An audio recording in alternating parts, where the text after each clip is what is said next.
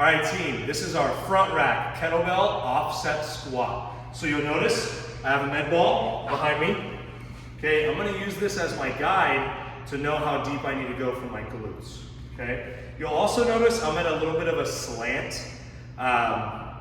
If you have limited ankle mobility or you're having a hard time getting to the appropriate depth, okay, while maintaining your torso position, it could be because your ankles are limiting your depth, okay, and your ankle range of motion is limiting your path down to the bottom of the squat. If that's the case, you could start off somewhere like this. We have a unique setup in the gym where we have a slanted floor, so I can use that to help. You can also put a small plate or a wedge under your heels, and that will give you a artificial range of motion to help you get to a depth that you need. Okay, so if that's the case, you may need to elevate your heels with like a 2.5 or a 5 pound plate. You can also use a slant like we have in here. As long as you have a little bit of elevation in your heel, that will give you some more range of motion and help you get to the depth that you need. So, how I'm gonna start here, the front rack position.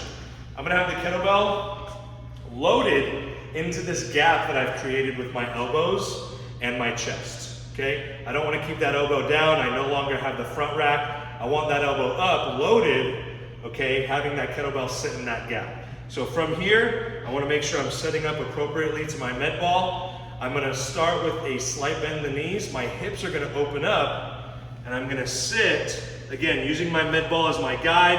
I want my glutes to get down to that bottom position.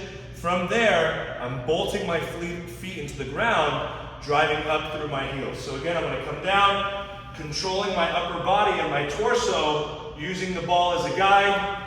I'm gonna drive up from here.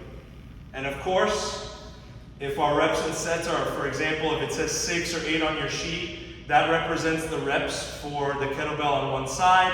I would of course load to the other side and hit my reps and sets on both sides. Okay, this is our front rack kettlebell offset squat.